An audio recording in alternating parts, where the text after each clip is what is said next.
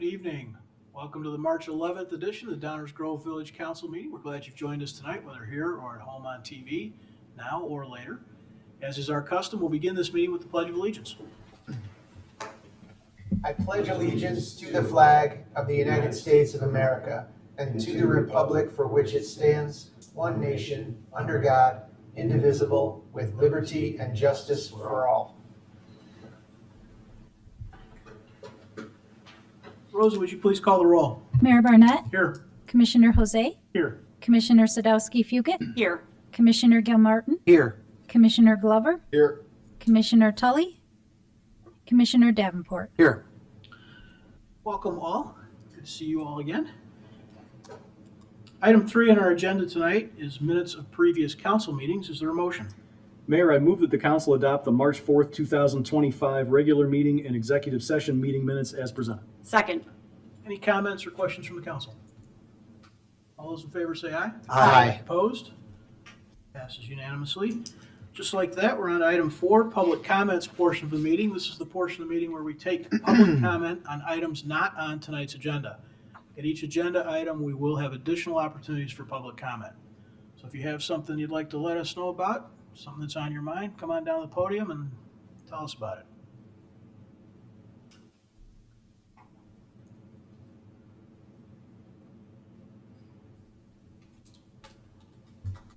Last week you reviewed the plaza plans for the train station. And it occurred to me that many of you, or if not most of you, are not commuters.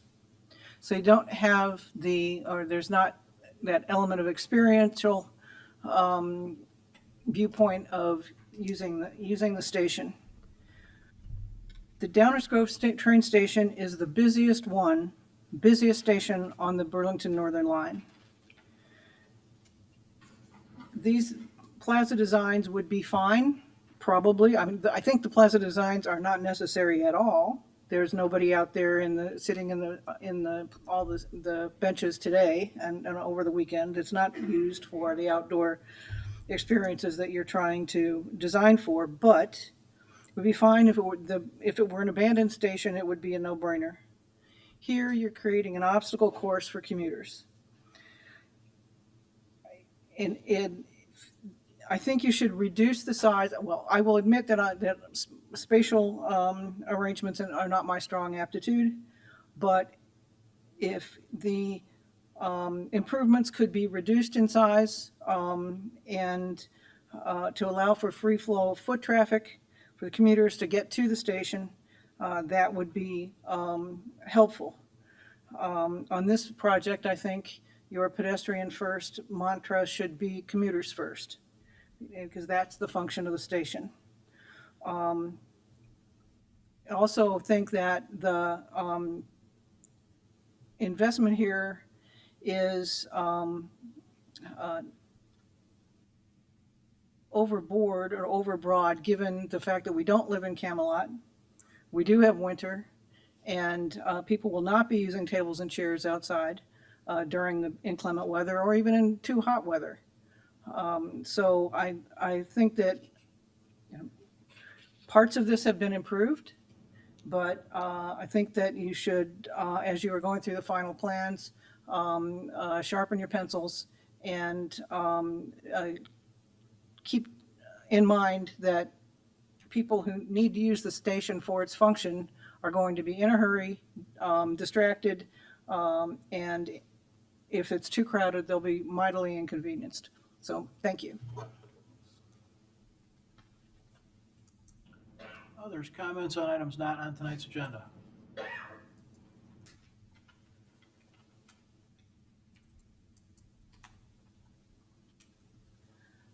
Claire Greco, a commercial business owner in town for 39 years.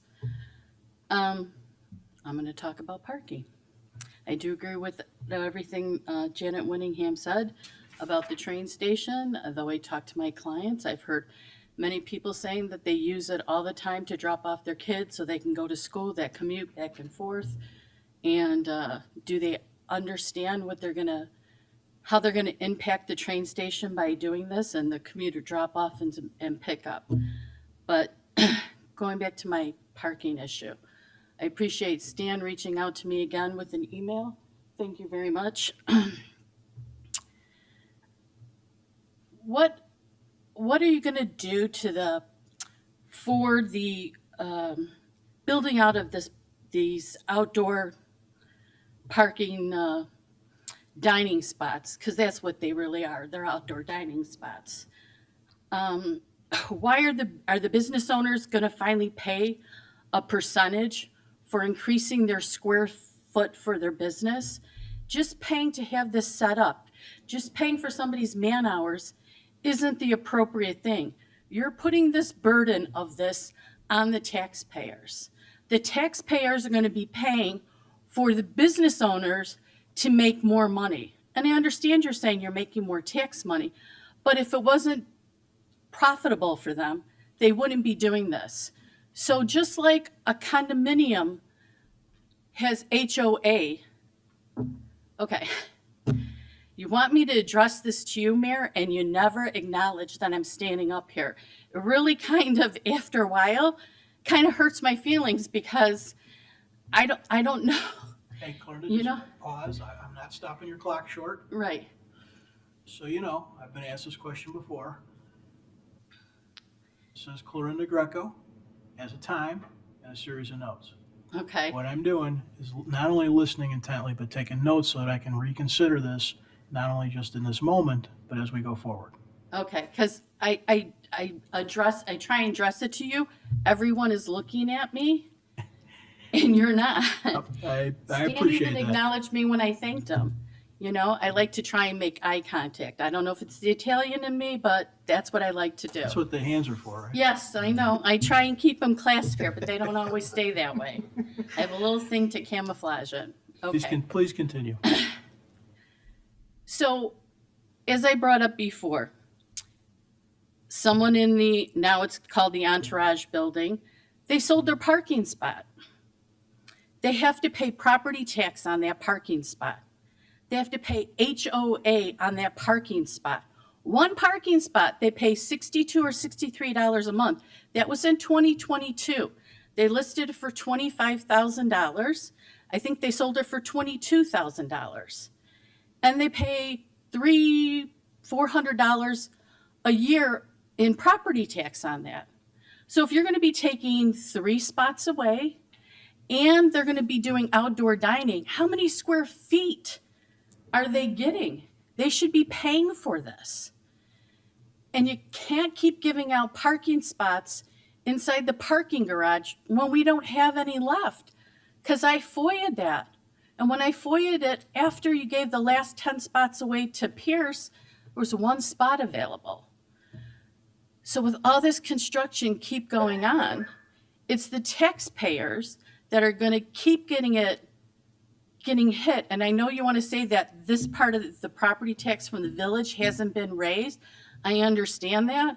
But wouldn't it be something if we had such a decrease? We didn't feel the effect of the taxes going up because of pensions and everything else.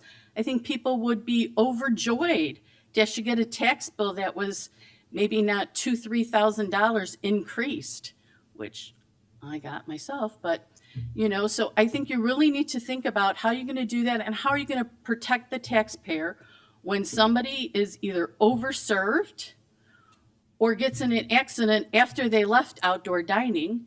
And as everyone knows, when we have some lawyers here, they know that you always go for the deepest pockets. So after that person winds up suing the property owner and the restaurant, they're going to say, well, I was sitting outside on Downer Village Hall property and I was dying. So are we going to, and I was drinking out there. So are we going to put something in these restaurants, have them do something to cover us so that when they come after the deep pockets, the taxpayers aren't going to be having to pay out millions of dollars because somebody was overserved by one of these restaurants? So I really think you need to find a way, because eventually, whether you move the post office or the library, Mayor, which up by White Castles over there, we're going to need a parking garage somewhere down the line. We're going to need to buy additional property, whether we just make a parking lot out of it or something. we're gonna need some more parking around here. Thank you.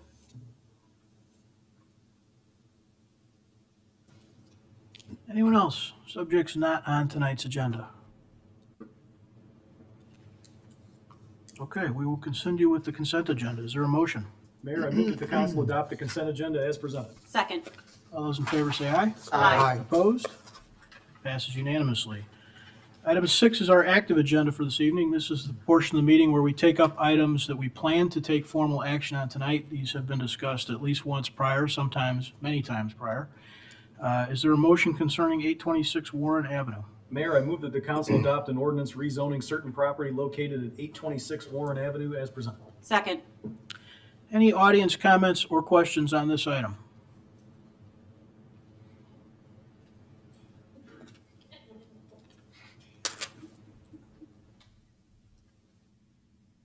I'm back.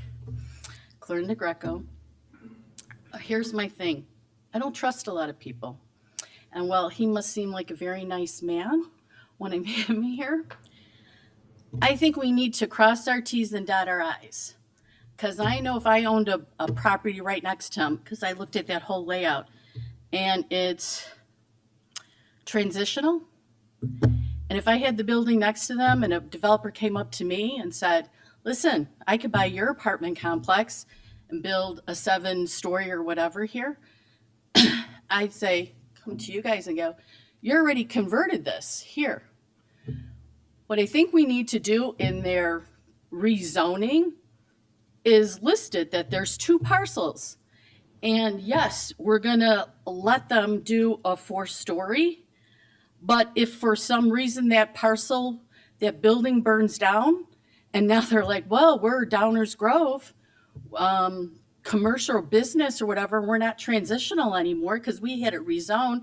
Now we're gonna go and build, 70-foot high building they can do in that area? I think we should do something to kind of protect ourselves. Or if they come back now and go, you know what, we took it out to bid and we're really not gonna make as much profit, only having this many, we're gonna have to add another story to it.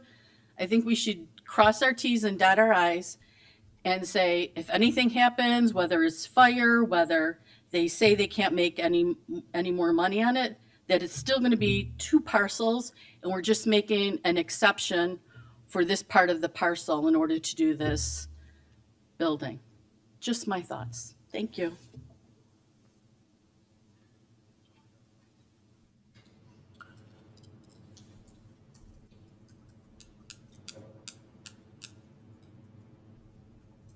I'm going to follow up on parking. I'm convinced that there will be many more cars in this building than are allowed in the parking area, that the 3-bedroom apartments will not be 1-car apartments. There are 11 3-bedroom apartments, so assume 22 spaces for 27 space lot. How are you going to protect parking there? And is it going to be prohibited to have, are you going to prohibit parking spaces in the garage and residential spaces somewhere else for unit holders who can't park in the building lot? The parking in the garage is now very dear, if you will, to get a spot there. You have, I think, 68 residential lots, parking spaces there now. You're taking out 24, 23, 26 somewhere by the time that Main Street and downtown is planned. You should be eliminating the same number of residential spaces in the garage so that the rest of the community and the taxpayers who want to come downtown and don't walk can have the benefit of someplace convenient to park, which is not convenient altogether, but could be worse. So I think you should make sure somehow that there are no residential parking permits available to these parkers. Thank you.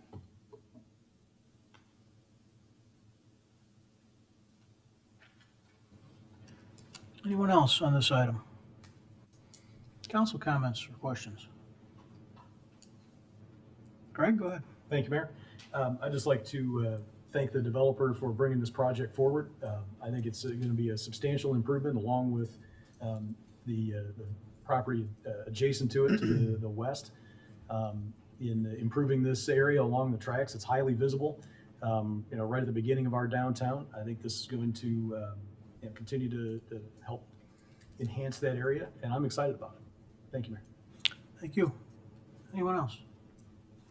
Mike, go ahead. Yeah, just, I plan on voting in favor of rezoning. I think this is a unique situation where we've got half of the property is zoned DB, the other half DT.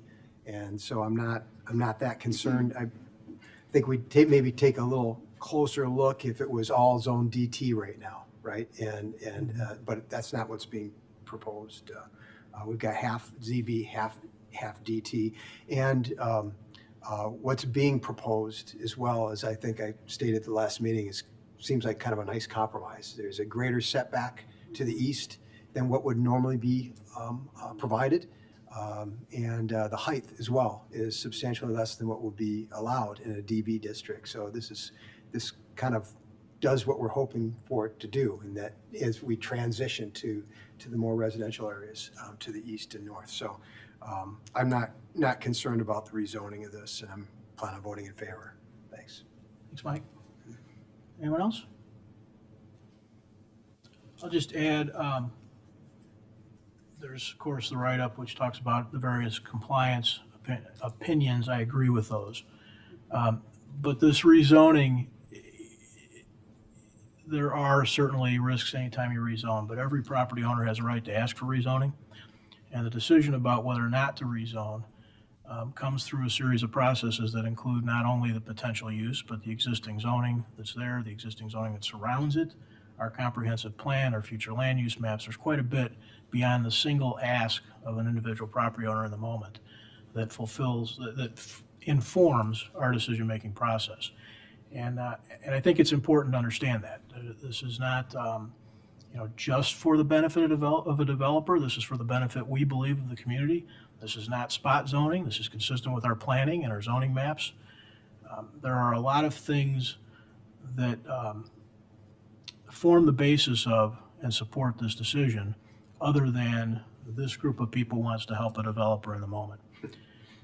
As it relates to some of the sort of ancillary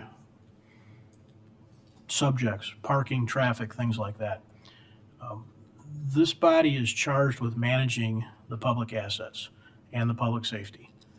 And we do that. And it is no different than any other portion of town where we have to manage the public's assets. We change parking regulations all the time in neighborhoods, often in response to changes in demographics in schools. We are working on developments and entitlements all across the community. And our thinking, our process goes back to those planning documents. They go back to our code. They go back to long-range comprehensive plans. They are all formed by a series of both processes and documents that are community-wide input on. It doesn't mean any one person in any one moment is going to agree with each entitlement decision that's made. But it's important, I think, that the whole public, when they review this meeting in the future, whether it's watching tonight or in 2 weeks or 3 weeks, understands that there's a lot more to each one of these decisions, which we're happy to share, and frankly, we do go through during this process, than just whether or not there's going to be 22 or 26 spaces on one particular site.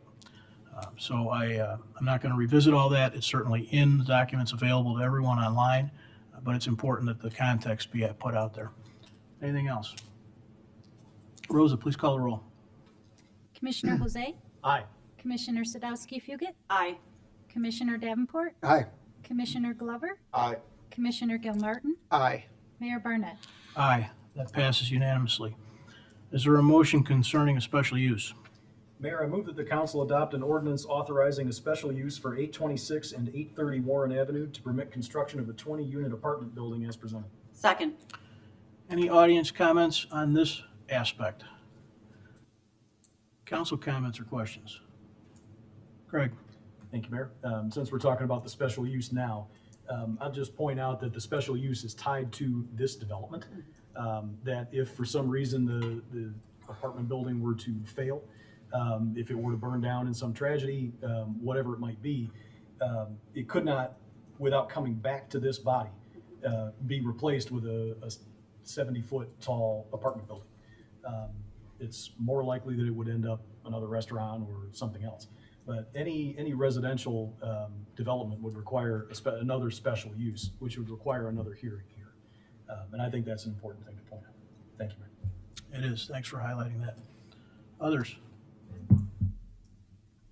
Rosa, please call the roll. Commissioner Jose? Aye. Commissioner Sadowski Fugit? Aye. Commissioner Davenport? Aye. Commissioner Glover? Aye. Commissioner Gilmartin? Aye. And Mayor Burnett. Aye, that too passes unanimously. That ends our active agenda. We'll move on to our first reading. First reading portion of our meeting is where we take up items which we do not plan to have any formal action on this evening. These are items we're beginning to discuss or perhaps continuing to discuss, but these are items we will not be acting on tonight. There are quite a list here. I didn't count them, but they are effectively 3 subjects. So we're going to kind of take them in groups. Dave? Thank you, Mayor. The first grouping is a resolution for a plat of subdivision and an ordinance rezoning for property on Warrenville Road. I'll be introducing our Community Development Director to handle the first, not only this item, but the Meadowbrook items that follow it. I just want to connect some dots here. In Stan's presentations, he always does address those standards that the mayor mentioned, so you'll hear standards for rezoning, standards for planned unit developments, et cetera, throughout. So with that, I'll turn it over to Stan. Thank you, Manager Fielman. Good evening, Mayor and Council. As Manager Fielman noted, the first 2 items A and B, are regarding a plat of subdivision and rezoning at 2300 and 2500 Warrenville Road. The property here is located in the northwest side of town, just a little bit northwest of Findlay, Belmont, Ogden, and Warrenville intersection there. When we zoom into the property outlined here in red, it consists of 2 buildings in the current location. The building on the left is proposed to remain, while the building on the right, on the east side, is proposed to be removed, and a new building is proposed to be constructed on that side of the property. Based on the request, the subdivision and rezoning, it's not appropriate to place building design conditions on the entitlement requests because that would just be a by right development should the plat of subdivision and rezoning be approved. Staff is working with the developer to bring an aesthetically pleasing building to this location in the future.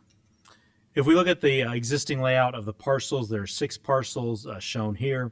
The petitioner is proposing to create through a plat of subdivision, 2 new lots of record, lot 1 on the east side and lot 2 on the west side. Lot 2 is where the existing building would remain. The current zoning for both of the lots is M1. Once the new lots are created, the request for rezoning is for the eastern lot to rezone that to an office research and manufacturing classification. With regard to the comprehensive plan identifies this as office corporate campus. It talks about large-scale buildings and using the tollway corridor for that, and to minimize any impacts to residential. There is no residential in the nearby vicinity there as well. The Planning and Zoning Commission considered this request at their February 24th meeting and found the standards of approval for the zoning map amendment were met, and that the requirements for a plat of subdivision in this location and the size of those lots were met as well. The petitioner, Andrew Scott, is here tonight as well. I'm happy to answer any questions, and he is as well. Thank you so much, Mayor. Thank you, Stan. Any audience comments or questions on this item? Can you make it a little more clear where? Hey, Janet, would you please? Folks at home might want to hear your question. Can you explain in more narrative form what's there now to get a bearing on what we're talking about? You say the 2 buildings, but what activities are there now? I don't know if I know the answer to that, to be honest with you. I'm trying to. So the left building is an office building, and I believe that's Sentinel, I believe, is in that location. And then the right building is a combination of office and space as office space principally. But I think we can have the petitioner come up and address. I'm just trying to get Probably be a best. picture of Yeah. what it is and where it is. I think the building on the left used to be the Service Master location. Let's go ahead and hear from the petitioner. Thank you. Good evening. My name is Kurt Pascal. I'm the Executive Vice President of Development for Bridge Industrial. Here with John Pazaruki from Bridge, our market officer for the Chicago region, and Andrew Scott from Dykema, who is our zoning counsel and the petitioner contact, which is why you heard Andrew's name earlier.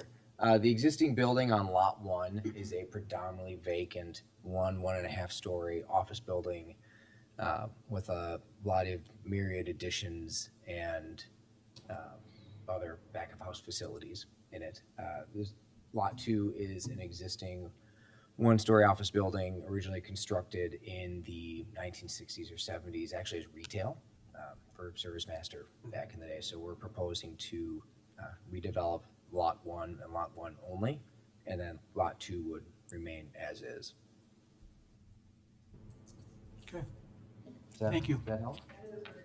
Thank you. Thank you for doing that. Any other audience comments or questions?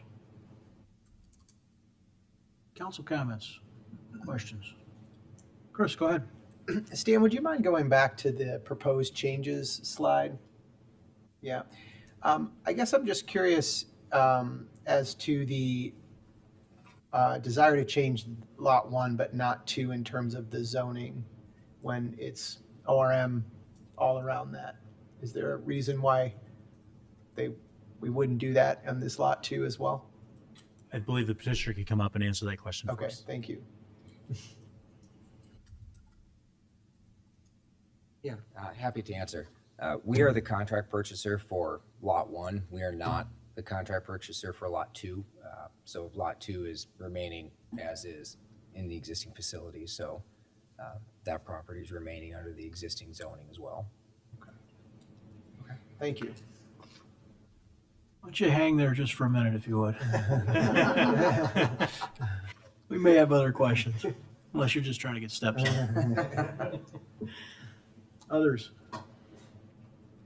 Mike, go Yeah, ahead. sure. I just understand that that there isn't any, in terms of the aesthetics of what's going to happen here, there really isn't anything that we can force on you or encourage you to do through some other means. But I was happy to hear in the report that staff is planning on working with you on coming up with an aesthetically pleasing building. Hopefully not a blank wall along Warrenville Avenue, and something that's a little bit nicer than maybe some of the others in the area. So Yep. So I just want to express my appreciation for you working with our staff on that. Absolutely. Anyone else? I've got a kind of a future use question. ORM versus M1, I don't think probably affects you guys a lot, but I'm curious as to what people are thinking the future use is going to be. Within the building? Yeah. Again, typical uses that you'd see within ORM facilities. Green Bay Packaging next door is owned ORM. Actually, previous Bridge Industrial developments that are north on Finley Road are also within ORM. So it could be a mixture of office, light industrial, warehouse distribution, and other ancillary activities. Do you see any challenges from a commercial transportation standpoint? As it relates to traffic? Yeah. No, site's well suited. Warrenville Road here is under the jurisdiction of the county. So we're already in contact with DUDOT and are working with them. They don't have any concerns with the proposed development. Overall, we're reducing the number of access points on Warrenville Road, which helps to facilitate traffic patterns in the area. Yeah, access points are good to reduce the current I don't know if the current use is empty or not, but if you look at both Lot 1 and Lot 2, they're pretty devoid of commercial dock kind of activities. So I assume that would change, right? Most likely? Yes, we would propose that there would be commercial docks on the rear of the building. Again, aesthetically, we want the front of the building and the glass features to be facing Warrenville Road. And then from a truck routing perspective, those trucks could head to the west towards 355. So it's not expected. And in fact, DUDOT wants to see signage that prevents trucks from turning east towards Finley, understanding that is not a intersection designed for that sort of movement. Tough to say anything good about that intersection. I'll just echo my colleague, there's an entitlement process which we're in the middle of, but as it relates to our future interactions with you guys, please remember this is kind of our front door. But both 88 and Warrenville Road are highly visible components of people coming and going from our village.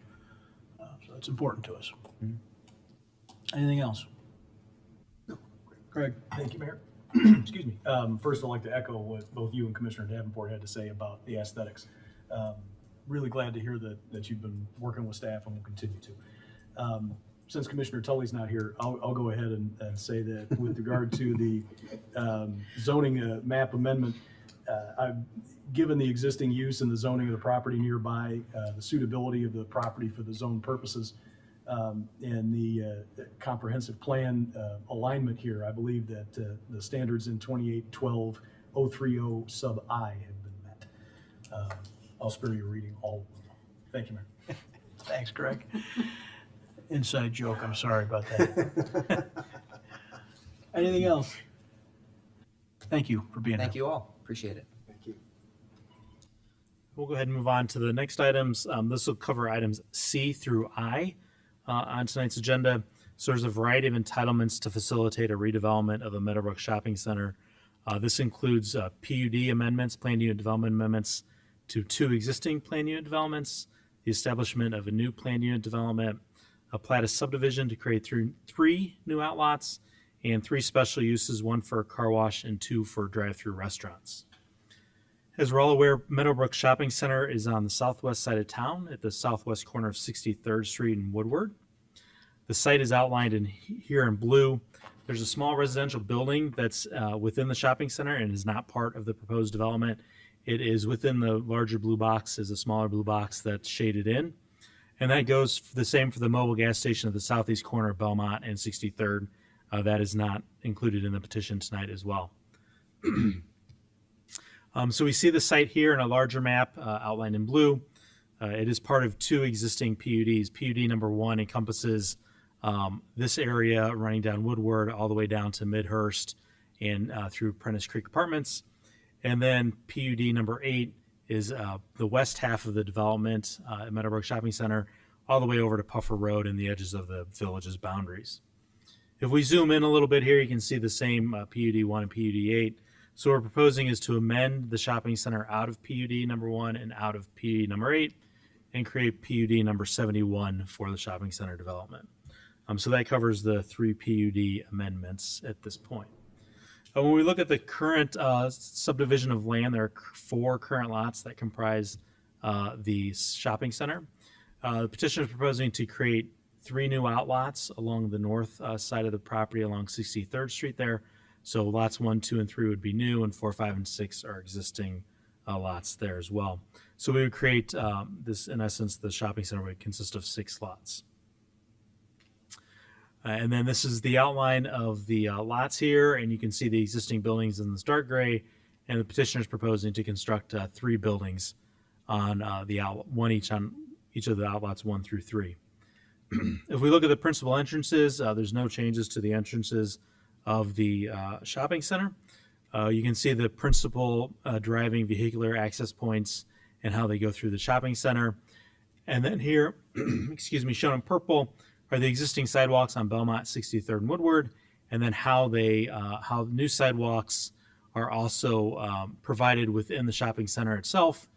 And these are the dashed lines. So we have a really good new entrance from 63rd Street. And then we have pedestrian connections off of lot 1 and lots 2 and 3 into the shopping center. And then those connections also apply out to Belmont and to Woodward as well. Again, here's the layout there. And then one of the key features of this development is a new entry point off of 63rd Street right now. You might recall there's 2 principal access points there with ins and outs on both.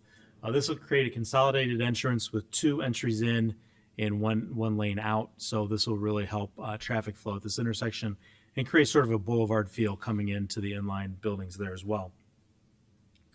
You can see here there's going to be a lot of improved green space into the shopping center through parking islands in the main area there, some parking, some new green space in the lot 4 closest to the buildings. And then obviously with lots 1, 2, and 3, we'll get additional green space in those through the development of those outlots. Staff is aware of some comments looking for an increased use of hardy and native plants in these landscape beds.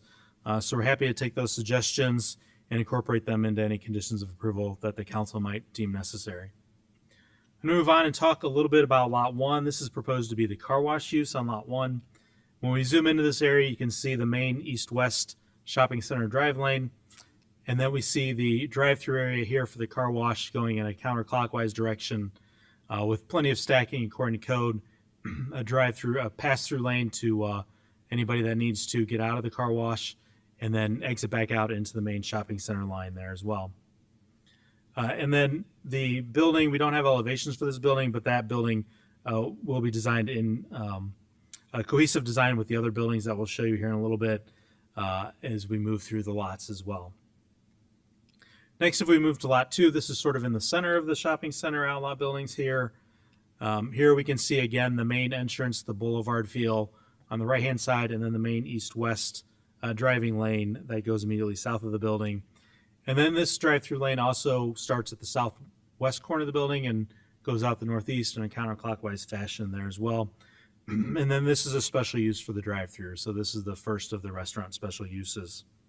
When we look at, again, pedestrian connections here, you can see the main sidewalk on 63rd and how this building is tied in to the main north-south access to 63rd Street and the inline items. And then at the bottom right hand of the screen, you can see the sidewalk that will eventually go over to Lot 3 as well.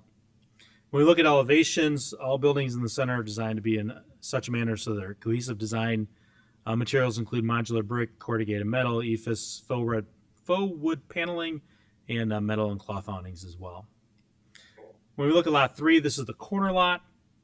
Again, we can see the main vehicular routes, a little bit of the edge of the main boulevard here and the main east-west drive lane through the shopping center. This drive-through lane starts at the northwest corner and exits out the northeast corner for the drive-through on the right-hand or east side of that building as well in a counterclockwise motion.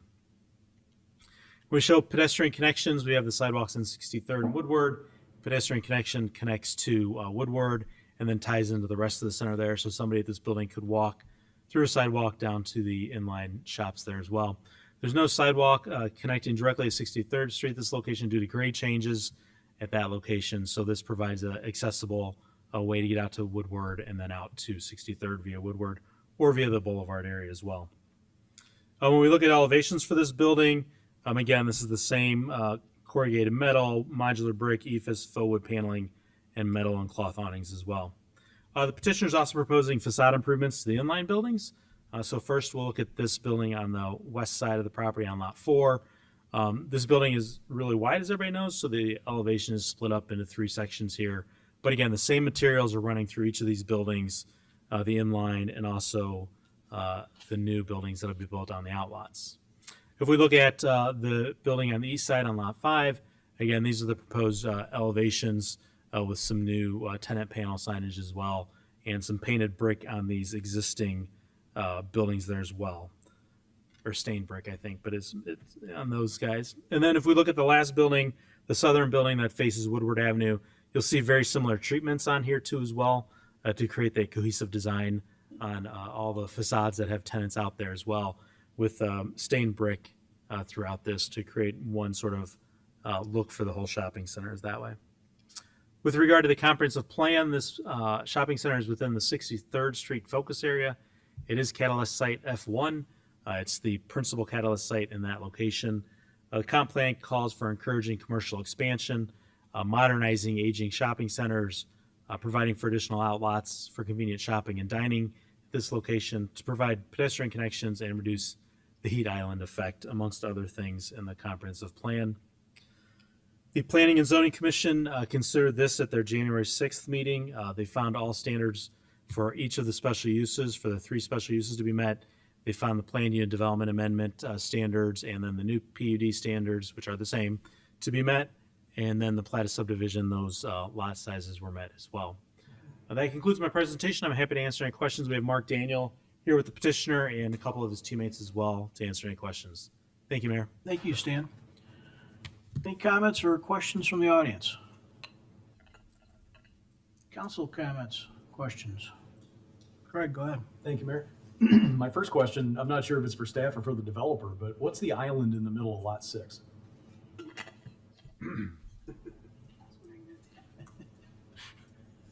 Good evening, everyone. My name is Mark Daniel. I'm the attorney for Stelco Properties. With me tonight, Luke Keller and Brennan May from KLOA. Luke is the civil engineer. That island used to be the office from which the center developed. It was not a residential building to start with. It was more of an office space that they preserved over time. The residents in that house were at the zoning hearing. We met them at the very outset. They didn't stick around. They were happy to see the work that we were doing. But it is a residential style structure that fronts directly on an access aisle behind the building on lot 6. Okay. Yeah, You learn something new every day. it's kind of crazy. I assume 10% off car washes are coming that way. But I think it's coming. Others? Yeah, Mike, go ahead. So, quick question on the changes to the PUD. From the diagrams, if we can go back to that.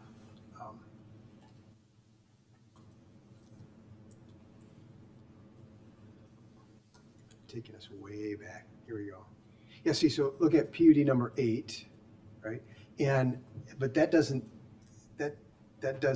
align with just taking the mobile gas station out there at the corner. So is there,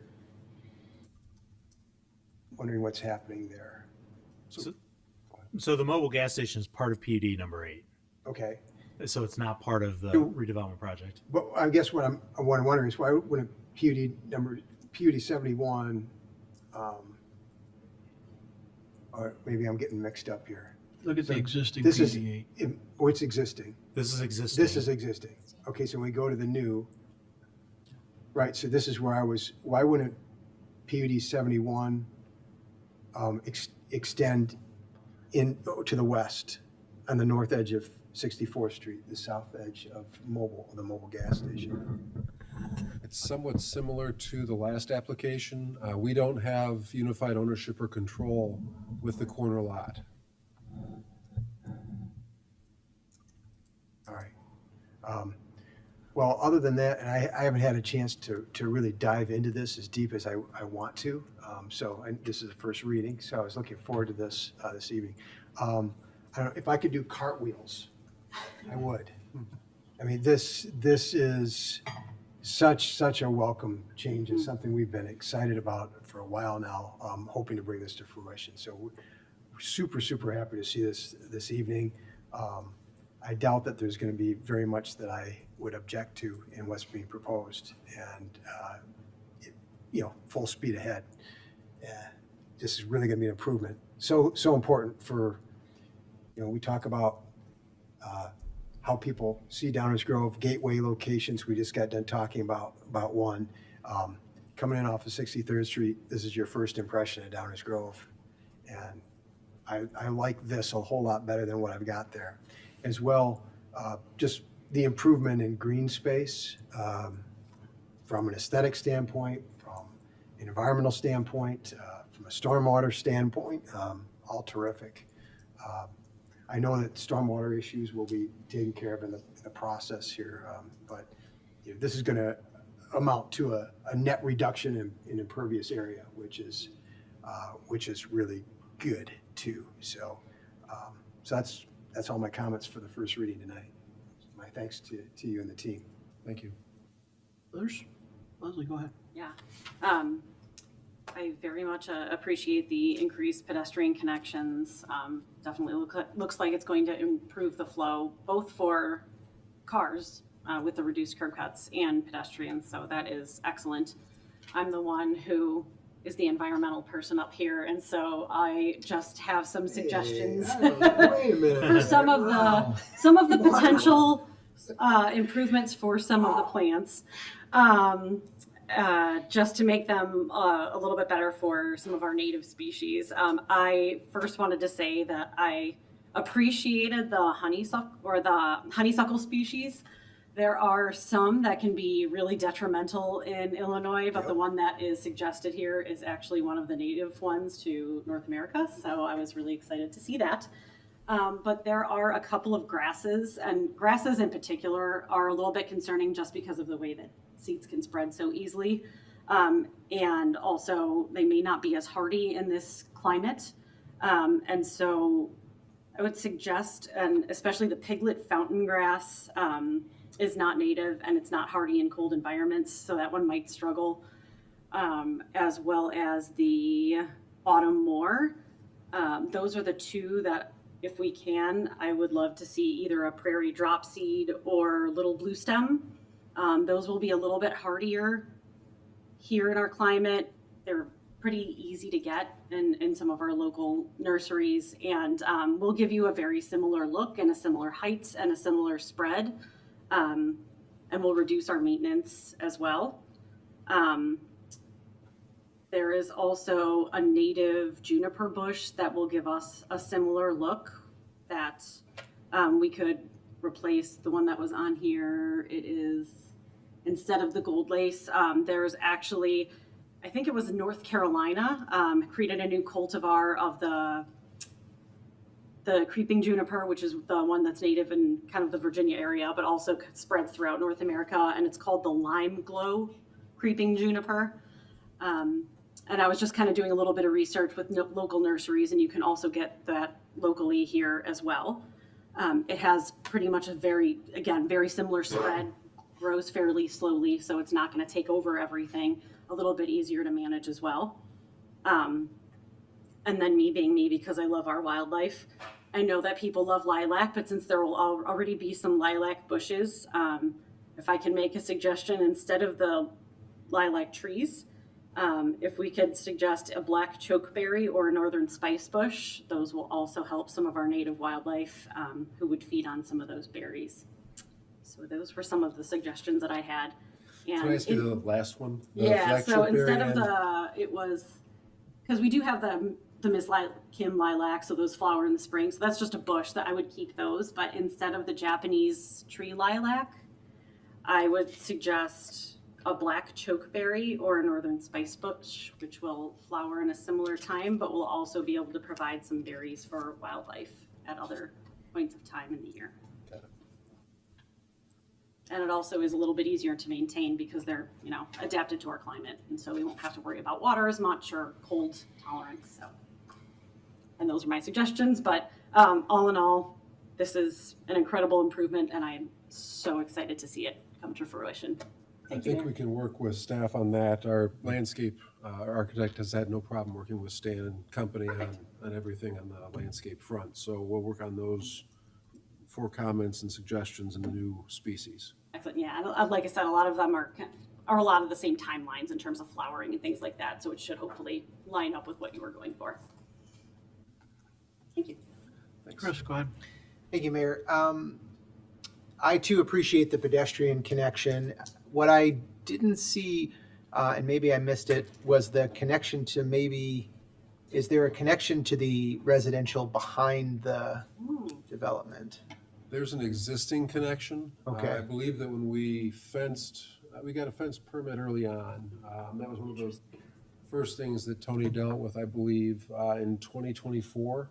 Okay. And there was a request that we preserve the existing pedestrian access. There are actually two. There's one off the southwest corner, because where Belmont ends, there's actually a public street that was excluded from that PD exhibit. Okay. The plan development exhibit that Stan showed. So there's that access at the southwest corner, and there's one more towards the center between the long west building Yeah. and Lot 4. Okay. Okay. Yeah. I think that's important. I think this is going to be a great resource for that neighborhood, and making it easier for them to leverage it would be great. So, and it's also 3 drive-throughs, correct? Usually we get these drive-throughs one at a time, but this is a little special circumstance. So I think it looks good. Can you pull up lot 2 for the drive-through? Okay. So expecting the main entrance into that drive-through would come from the southwest corner. I'm a little confused on the flow of the street or the drive-throughs or the driveway on the side that's east of the building versus west. So in this instance, the difference between Lot 2 and Lot 3 is the Starbucks requirement for their drive-through stacking is in excess of what Downers requires. Okay. Lot 2 has a little bit less stacking, and Lot 2 did not have the flexibility of having an extension of its west lot line to include a little bit more parking like Lot 3 did. With respect to traffic movements, this is similar to a lot of sites where you see multi-tenant buildings. You have driveways on the east and west side of the building, and there are some drivers that can make that turn in most hours of the day if you're coming westbound down the driveway and trying to get into that drive-through. But a lot of people decide that it's more convenient to take the east driveway around the north, and they make the turn into the drive-through that way. Yeah, I wanted to make sure that was part of the options, so thank you for that clarification. Yeah, I'll echo the comments, very much looking forward to this, appreciate all the work. I know it's been a lot, but I think this is what great staff and work with you has brought to us, and I'm very excited to see this thing moving forward. Thank you, Mayor. Thank you, Chris. Go ahead, Greg. Thank you, Mayor. Yeah, I have to echo what's been said. I mean, this is a windmill that the village has tilted at for longer than I've been here. And to see it starting to come to fruition is really an exciting thing. You know, this is a gateway, and it's been a particular issue on the south end of town for many, many years. It's a substantial improvement over what's there, and I know that even just the negotiations on the TIF and everything getting to this were extended, took a lot of work. So many thanks to the developer, to the village team, to the EDC. This is a big win. I'm very, very excited. Thank you, Mayor. Thank you. Anything else? I had a couple of comments. Stan, can you, that same picture, but grab Lot 3 for us? That's fine, that's enough. Are we, so as I'm looking at this, I don't love the volume of parking for this building. You just made the comment that Starbucks has some requirements, both from a stacking standpoint and a parking standpoint, that are beyond ours. But I would love to hear some conversation happening between your team and Stan's team about minimizing that stuff to the west. Yeah. That's a lot of parking for that building, and it's a lot of parking way the heck away from the inlines.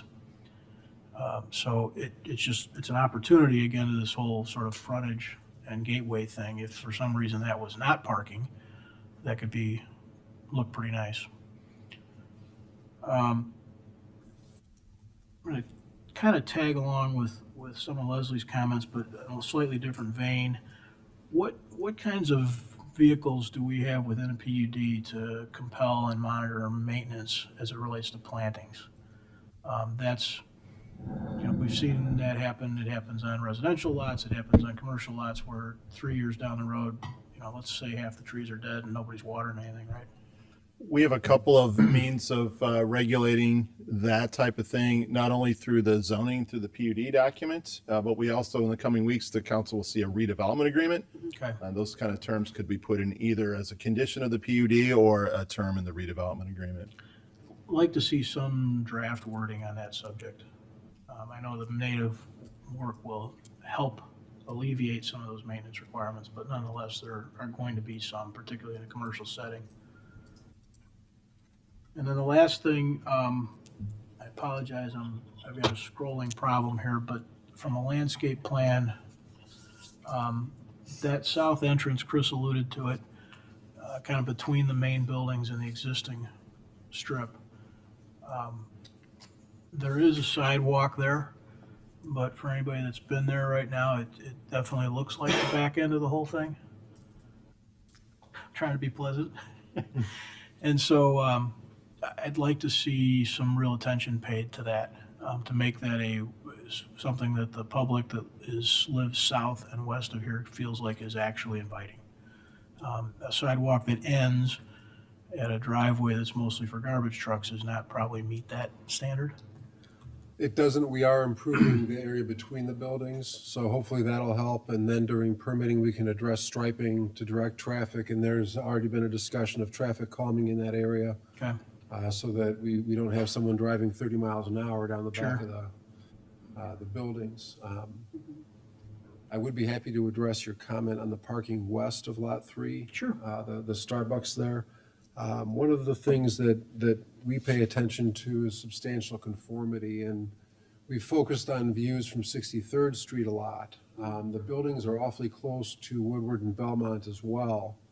And I'll give you an example of one of the discussions. You know, if we're talking about tenant demising on Lot 3, and you might see a slight increase of area, our focus on parking and converting parking to landscape has really been more on the Woodward side, because that's the view from the public street that a lot of people see. The area west of the building, you may have heard that we had a grocer that we wanted to have occupy a large space in that center. They were concerned about parking. And for regional grocers, international type grocery stores, that parking becomes pretty important. We can certainly talk to staff about that parking, but it becomes important for everything from underwriting for general funding for the development to funding for a lease for a larger tenant in that center. We tried to make it continuous, it's more pedestrian friendly, but we really don't see that parking as being for the Lot 3 building. You have one row there of about 11 spaces that is dedicated or planned to Lot 3, and the rest of it really was for Lot 5. It's part of Lot 5. It's just something that we deal with a tug of war of need for parking in some of these boxes. Your large liquor stores will want to see more parking than what we have. Your large grocery stores want to see more parking than we have there. So we're somewhere in the soft spot, but it's really gotten to a point where even negotiating over landscape islands and discussing where those would go, we're literally counting spaces and going back to brokers and talking to planners about how many spaces can we afford to come in below. We're at 691 spaces if you don't count the car wash vacuum spaces, which is a lot of parking. If it proves to be unnecessary, it might be best to address that after you see how the economics of the center go, but we'll talk to staff about that. I can appreciate that. Addressing those after seeing how the economics go sounds to me like removing parking later, which is a real long shot. There's 46 spaces here, which have one small sidewalk that kind of attaches it to the rest of the strip. Otherwise, they might as well be in Lombard. And so that view, 63rd Street, is every bit as important as the view from Woodward. I mean, I'm not telling you something you don't know. That frontage is part of why people want to be in this mall as tenants. Right. So adjacent to the entrance that we're trying to improve, make boulevard-ish, anything we could do to reduce some of those spaces and create a greener entrance would be, I think, a positive. Got it. Anything else?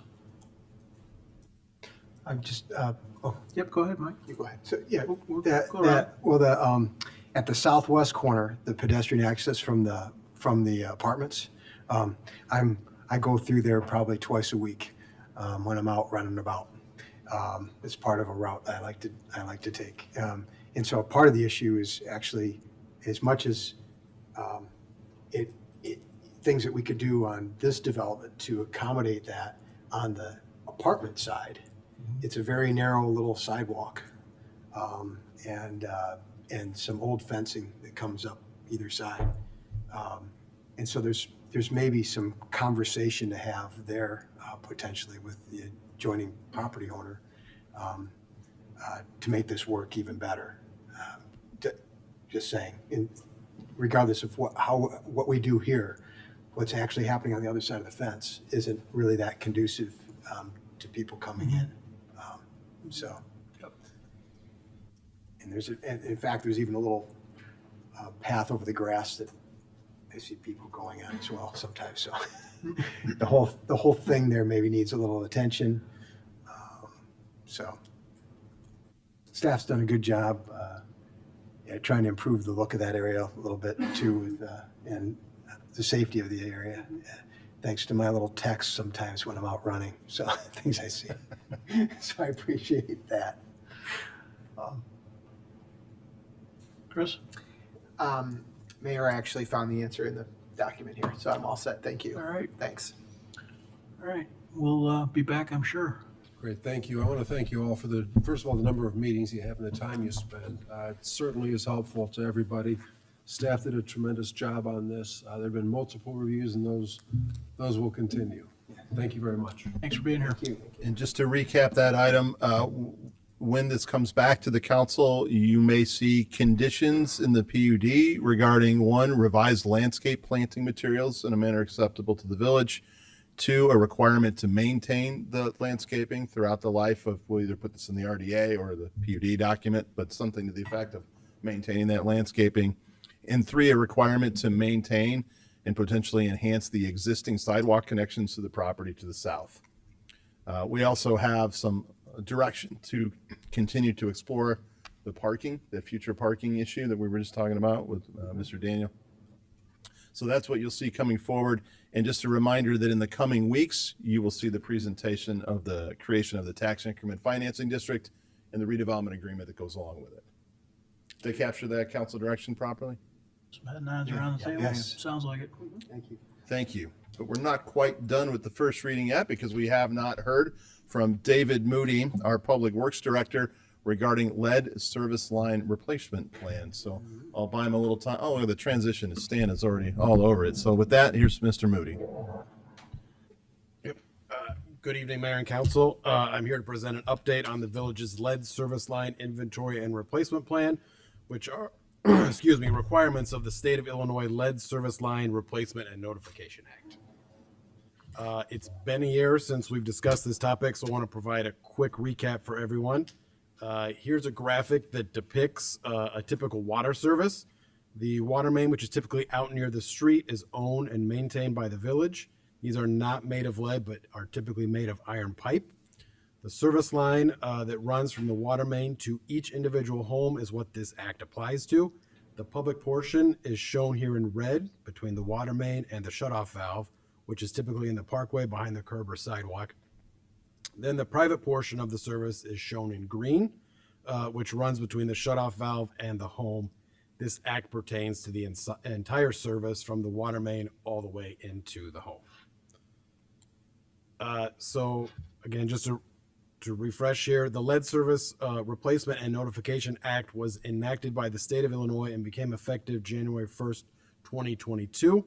The law requires the village to develop and maintain a complete inventory of lead service lines and develop a replacement plan for those lead service lines. In April 2024, the village submitted an initial lead service line inventory and replacement plan. An updated inventory and replacement plan need to be submitted by April 15th, 2025. And then starting in 2027, the village will be required to begin replacing all lead service lines. As we begin to replace lead service lines, we will use good faith efforts to contract with vendors owned by minority persons, women, and persons with a disability. So this next slide is a reminder of the requirements of the material inventory. So again, that's reporting the total number of service lines connected to the water supplies distribution system, the material of each service line, the number of suspected lead service lines that were newly identified, and the number of lead service lines that have been recently replaced. So next slide is a summary of the water service line material. I'll go through the numbers. The numbers in parentheses are from the 2024 report, and the new numbers are the 2025 report. So we've now identified 781 known lead service lines. Last year's report had 730.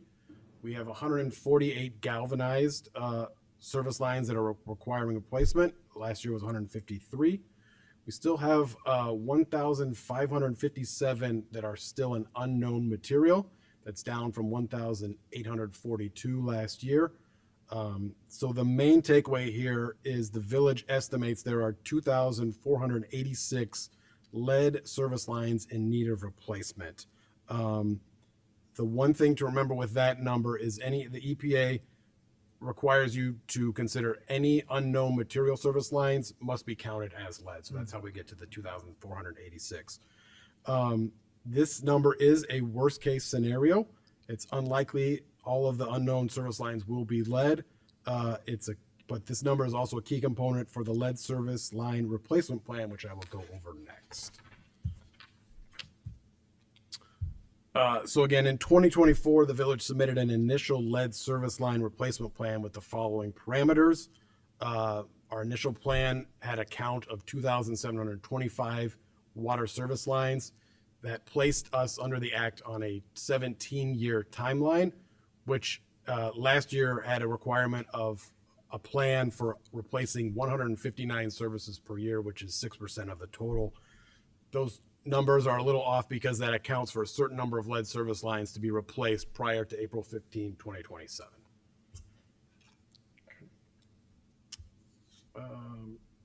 Lost my place, excuse me. So some updates. Let me back up. Apologies here. The village will need to submit another updated plan in 2026 with the final replacement plan due by April 15, 2027. Once we submit the plan to the Illinois EPA, it will be posted on the village website. Sorry, next slide now. So this is some 2025 updates to the lead service line replacement plan. In October 2024, the U.S. EPA issued the final lead and copper rule improvements. One component of the LCRI requires the vast majority of water systems to replace all lead water service lines in 10 years. The village has been operating under the Illinois EPA's 17-year replacement plan. In December 2024, a petition for review of the LCRI was filed in federal court. And in addition to that, the new administration has announced that they are currently reviewing the LCRI. Due to the uncertainty around the LCRI, the village is moving forward preparing both 10-year and 17-year replacement schedules. So this next slide, you can see what the 10-year and 17-year replacement plans would look like for the estimated 2,486 lead service lines in need of replacement. So with this new updated number of 2,486 under a 17-year replacement schedule, which is the Illinois EPA, the village will be required to replace 146 services per year. Again, still 6% of the total. Under the 10-year replacement schedule, which was under the U.S. EPA with the lead and copper rule improvements, would be replacing 243 services per year to complete that 10-year schedule. If the LCRI is upheld, it would require the village to replace an additional 97 lead water services a year to meet the 10-year replacement schedule. And again, that's taking into account certain number of lead services being replaced prior to 2027 when the plan would go into effect. So the next slide, is a timeline graphic showing the key milestones of the Lead Service Replacement and Notification Act and key steps that have been taken by the village for compliance to the act. The arrow is showing that we are currently preparing to submit the updated inventory and lead service line replacement plan to the Illinois EPA before April 15, 2025. In addition, we've added to the April 15, 2027 milestone the update to the water rate study that was discussed in long-range planning last summer, and the lead replacements completed milestone at the end of the timeline has been updated to include the year 2037 along with 2044.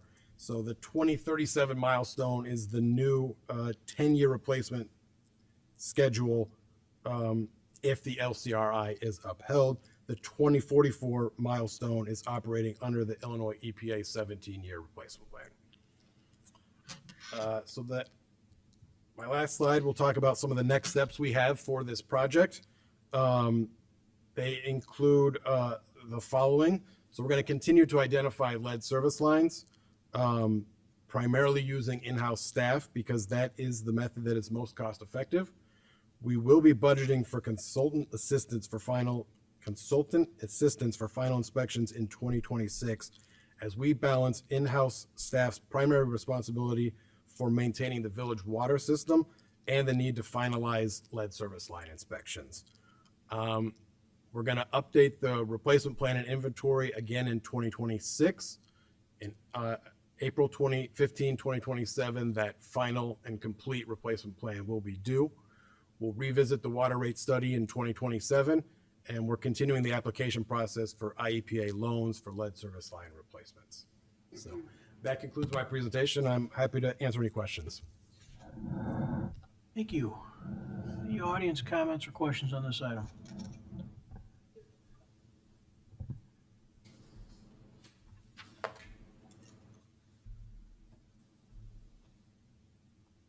Clorinda Greco. I do have a question. If they have a lead line coming from the village, does that mean they also have a lead line going to their home? And do we know, I know on one of my properties, when they were putting curbs in, they offered at a discount to replace your driveway with the cement. And if we find out that that person actually has a lead line going to their home, which if you're gonna replace the one, I would think you wanna get the lead out of your water. Are we gonna work with whatever contract we get to try and get a good price for the homeowners and tell them now that your home is one that's affected so they could start budgeting to replace that lead line to their home? Maybe we can work with our contractors to make sure they give them a good price, just like on one of my properties, just a suggestion.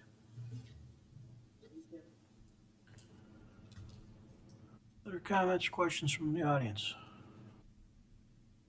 Council comments, questions? Mike? Yeah, kind of tagging on to Ms. Greco's comments. I similarly was wondering how and when we're going to see this relate to budget forecasting.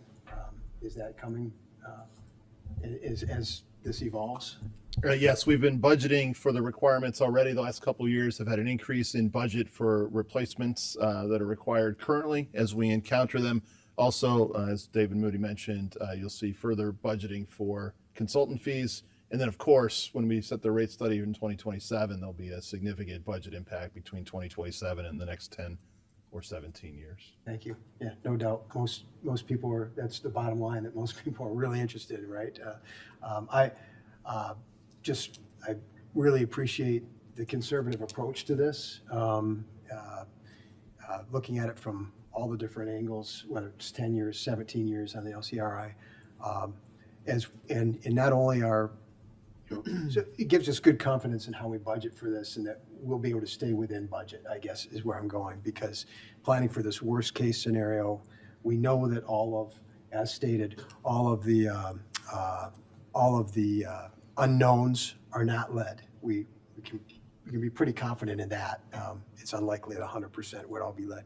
As well, I can tell you I have some projects right now that my firm's working on that have some lead pipes that we're going to be replacing, and I know that there's others. So just in the course of people doing renovations, upgrades, additions to their homes, typically there can be some requirement to upgrade the water service, and if there's a lead service there, that's something I'm recommending people go ahead and do anyhow. So there'll be more of that going on as well, and so we'll see that. I think we'll see that number come down as we move forward.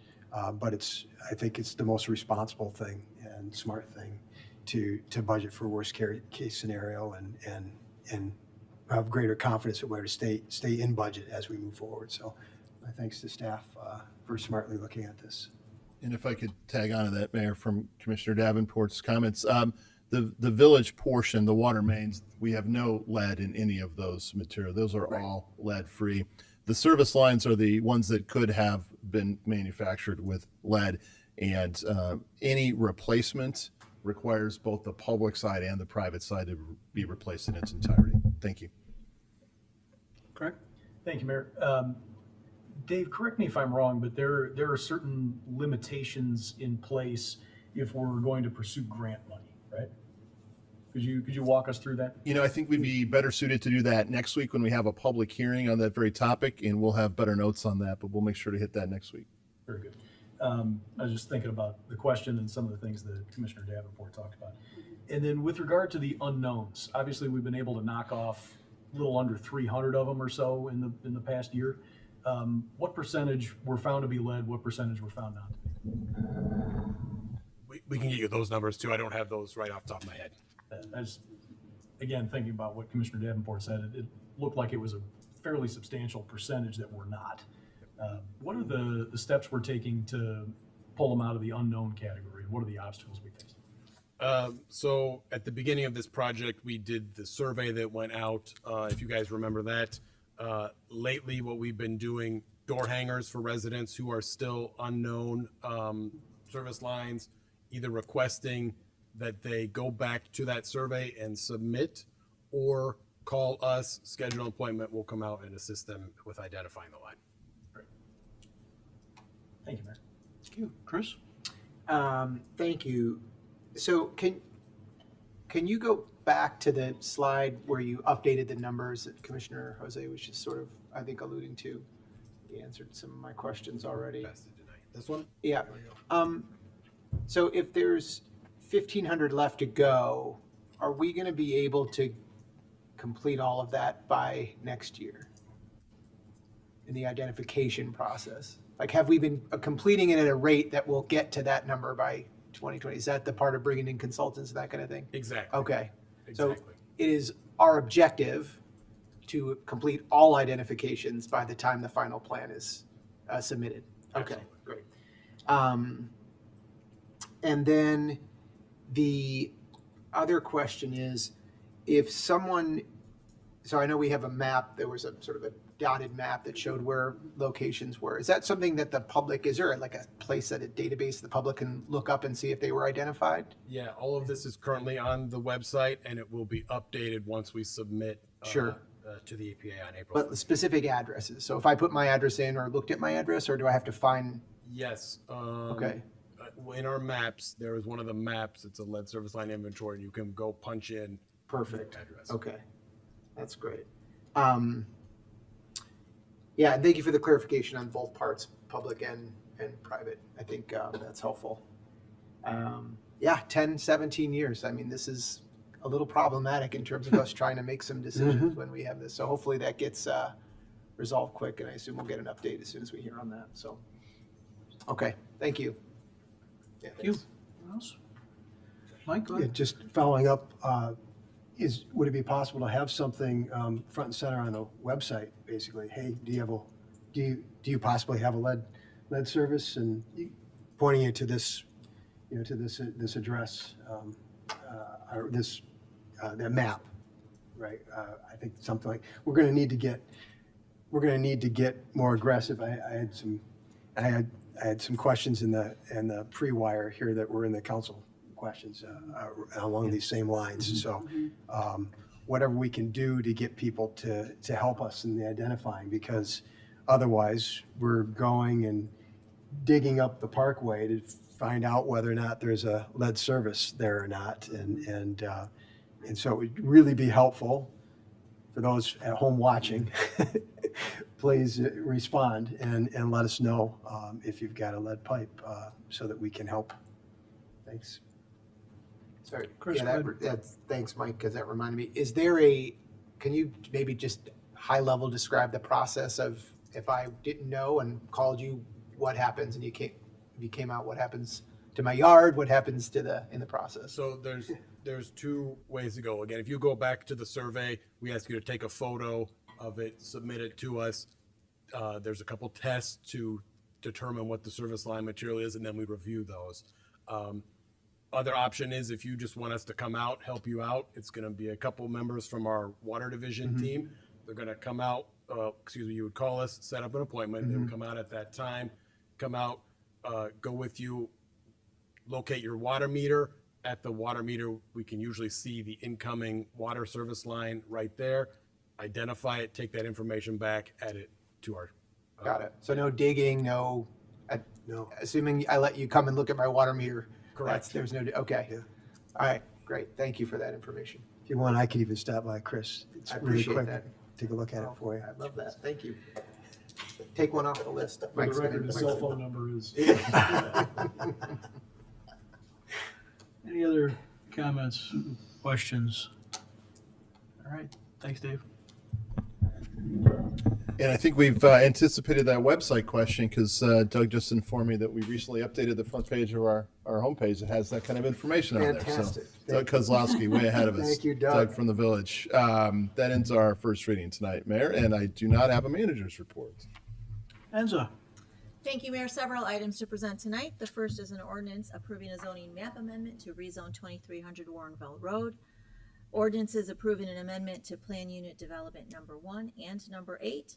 An ordinance amending the zoning ordinance to designate property at 2001 through 2053 63rd Street and 6310 6400 Woodward Avenue as Plan Unit Development Number 71. An ordinance authorizing a special use for the Meadowbrook Shopping Center Plan Unit Development Number 71 to permit a car wash facility on Lot 1.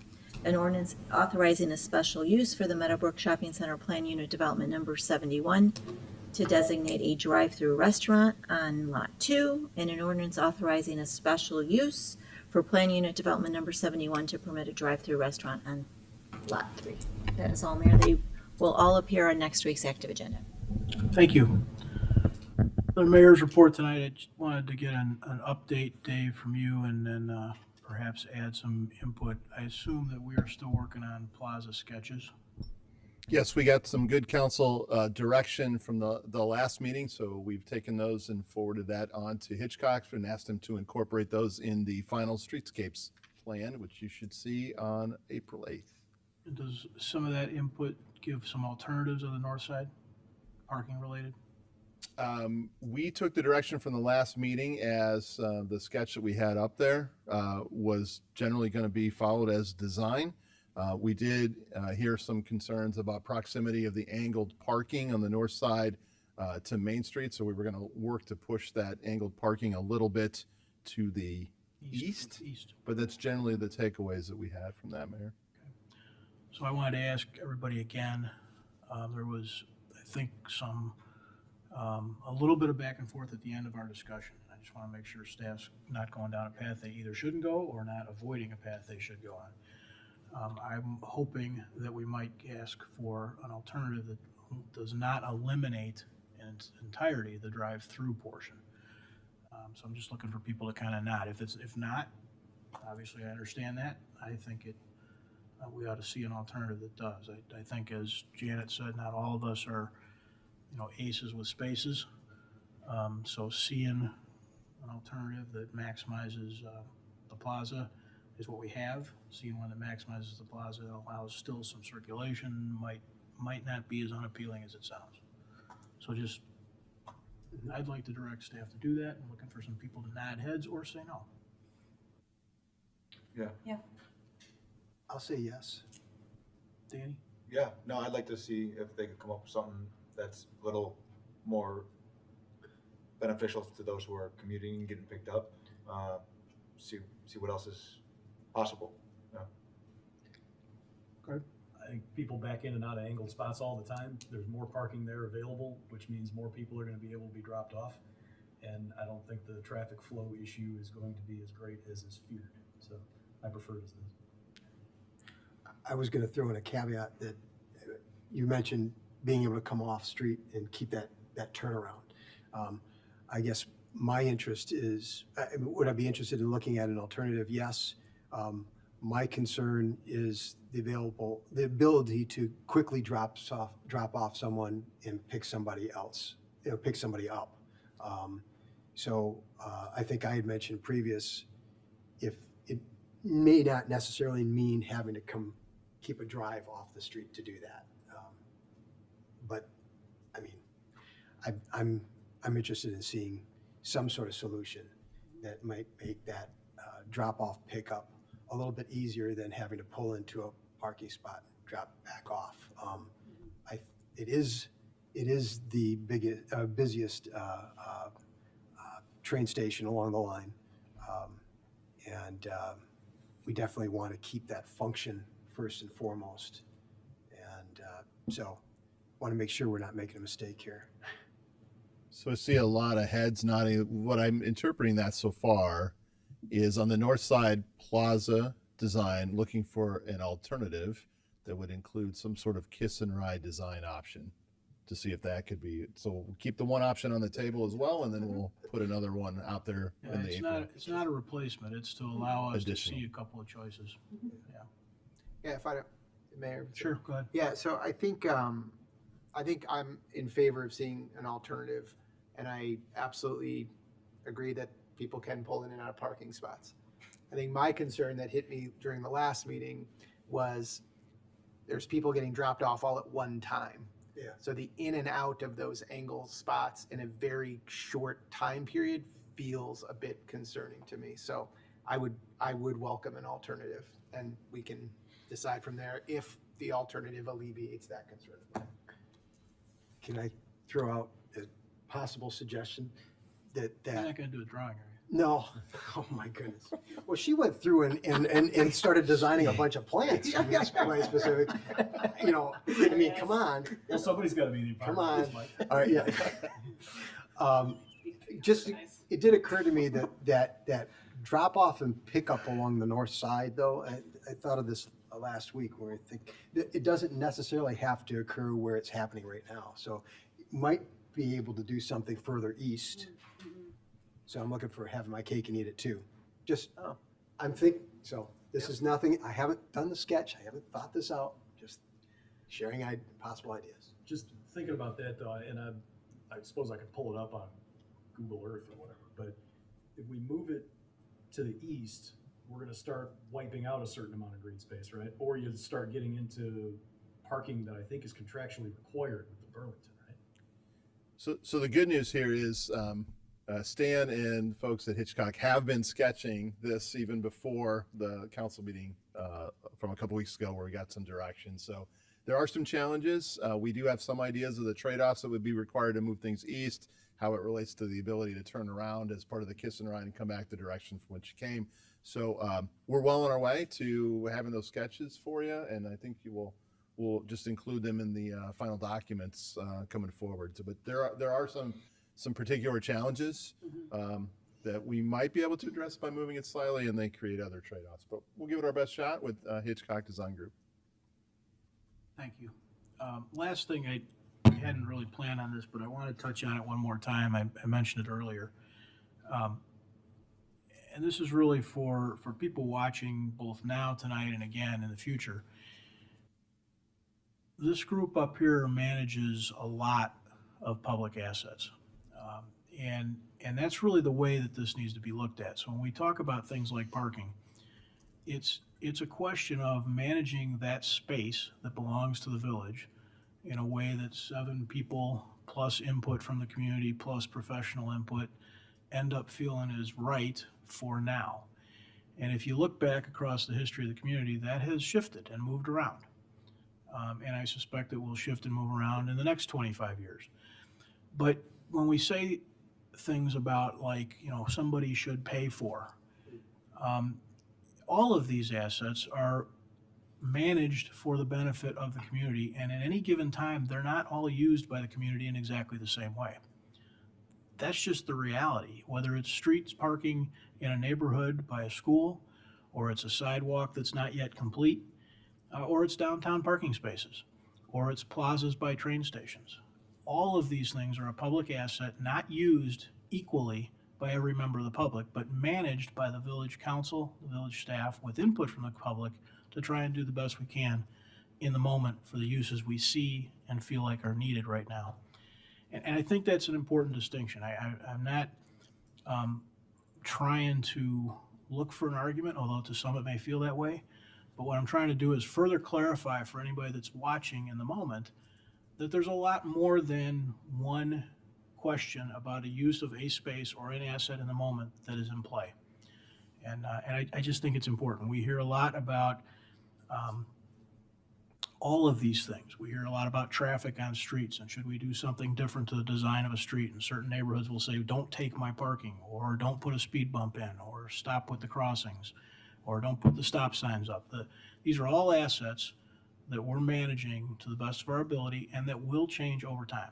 And I just think it's important that everybody understand that. So that's the end of my comment for tonight. We'll step into council member reports, and I'll start with Commissioner Davenport. Yeah, I'll just, I'll add a little bit to what you were just sharing, Mayor, and that specifically regarding parking, that something we've spoke about before is that eventually we want to, before we start doing anything about adding more parking or anything along those lines, particularly in the downtown area, there's going to come a day when I think we're finally going to engage in reassessing our parking facilities, right? And how make sure that we're using the existing facilities that we have in the most efficient, best way. And because things have evolved. And so I know that we had some head nods on looking at that in the past. That's not what we've been engaged in right now, right? So I appreciate the fact that we keep hearing that we need more parking, but before we do anything, we're going to want to take a look at what we have and make the best use of what we have, and then go from there. And we haven't gone through that exercise yet. But I get to stay on the council for a couple more years, so that's going to be one of the things that I'm going to want to do. So I can share that.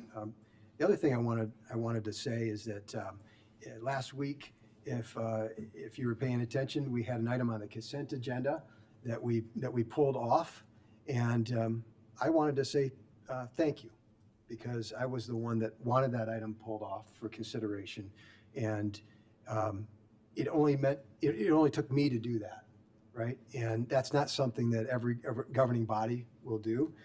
Sometimes you might need a colleague or two to agree to that sort of thing. That's not how we operate here. And so even though it didn't go the way I was hoping it might go, the fact that that I had the ability to do that, I think we need to do more to highlight about, our good governance and the things that we do here. And so I wanted to, share my appreciation to the rest of you all for allowing me to do that and allowing all of us to do that going forward. So thank you, Mayor. Thank you. Danny? No report. Thank you, Mayor. Leslie? All right, I just want to remind everyone that we have our first joint ad hoc committee of the Village Council and Library Board of Trustees meeting this Thursday, March 13th at 7 p.m., and that will meet here.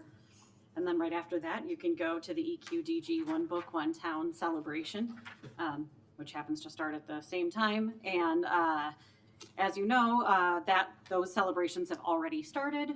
I actually got to go to an event yesterday evening that was run by a physician, and it was issues around gender affirming care.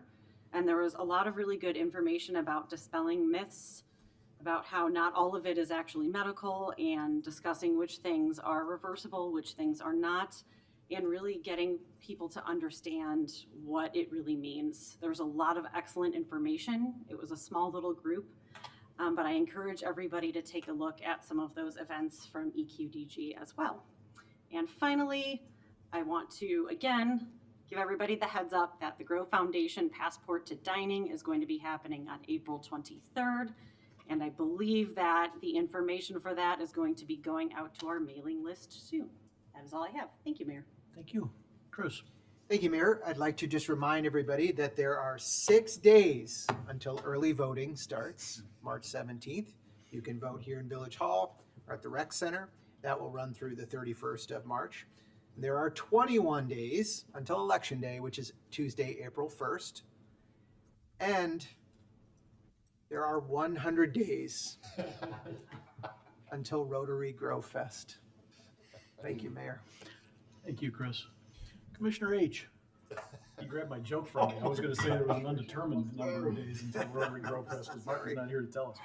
There we go. Thank you. I have no other report. Last thing I want to just end with is, Mike brought up this point about removing something from the consent agenda. You heard a little back and forth, hassling Mike about drawings, or Leslie being the environmentalist. There's probably some opportunity for Chris and I to bark at each other coming up. But really, I think I highlight that, and I just mention it because I think it's worth saying that you have 7 people up here, 6 of us here tonight, but 7 people up here who are all very different, have different priorities, different outlooks, but are all trying to do their best for their village. And I think that's important. Chris mentioned there's an election coming up, so there's going to be some different heads up here in a couple of months. But that's the thing that I hope people take away. You can walk out of here mad because it didn't go your way, but I hope you're not mad at the 7 neighbors who are sitting up here trying to make good decisions and trying to do it openly and transparently and frankly, with each other. So thank you all for that. Appreciate that. Is there a motion to adjourn? Mayor, I move to adjourn. Second. All those in favor say aye. Aye. Opposed? We are adjourned. Thank you all. Good night.